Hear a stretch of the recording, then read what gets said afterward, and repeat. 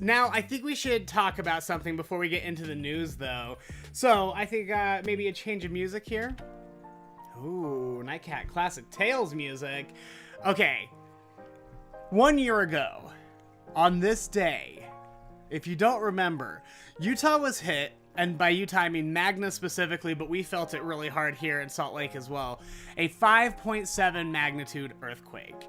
Now, we live on a fault line. We live in the mountains. It's not unusual for there to be earthquakes, but they're usually so small we don't feel them.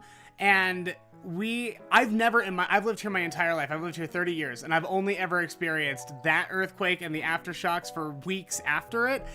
And it's terrifying because all throughout school, like first grade, second grade, they always told us about the big one. They were like, oh, yep, we're on Yellowstone. If Yellowstone ever blows, it's going to take out this whole side of the country, and then it's going to choke out the rest of the country with ash.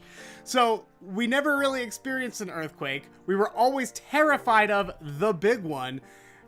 And then we got hit, and I thought I was going to die. It was terrifying, and no one really prepares you for, an earthquake like that. They all say, hey, get under your desk, there's an earthquake, let's all get under our desk, it's the big one, it doesn't matter, you're gonna die. That's all they ever prepared us for. They didn't say, hey, just write it out, the ground's gonna get a little shaky and you're gonna be fine. So we freaked out, and I was actually in the radio station studio when this went down, and we were sitting there just talking back and forth, and suddenly the lights went out, the power went down, and our studio was like on this really wobbly bridge smack between two ancient Salt Lake City buildings. So I did not believe that this bridge had the strength or wherewithal to withstand an earthquake. And every day I'd walk into the studio and I would notice that there was a crack right where the bridge met the building. And the aftershocks, I noticed the crack getting bigger. So that was a very rough situation. But a lot of people were hit, and the earthquake actually did do a lot of damage, especially out in Magna where it was the, most intense.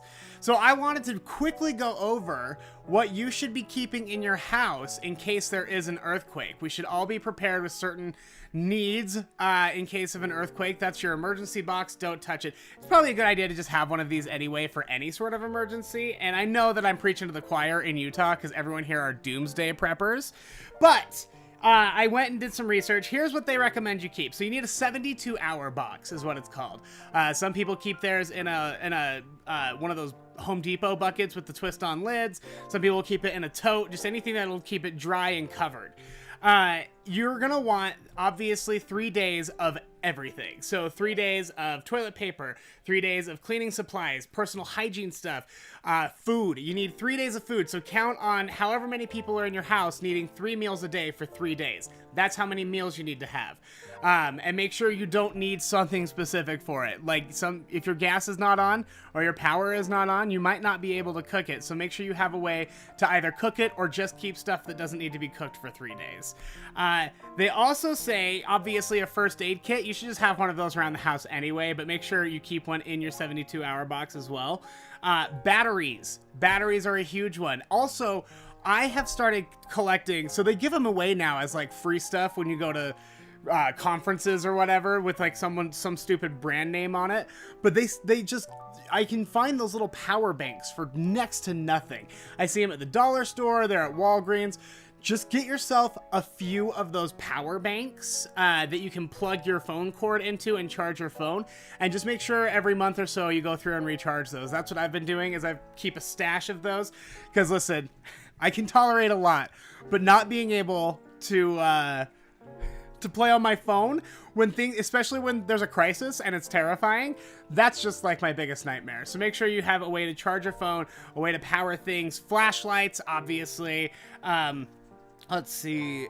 The cleaning products I thought were really interesting. So they say also once you have an emergency, make sure you fill your sink. If you still have running water, clog your sink or plug your sink and fill it with water so you have water to dip into, as well as your bathtub if you can do that as well. So that way you have emergency water all the time in case it goes down and you need a place to wash or drink or anything. And speaking of drinking, they also recommend 1 gallon of water per day per person. So if you've got 5 people, you need 5 gallons of water for 3 days. So you need 15 gallons of water in your 72-hour kit, or next to your 72-hour kit. I don't know that you'll be able to fit it in a tote. But yeah, it's really scary.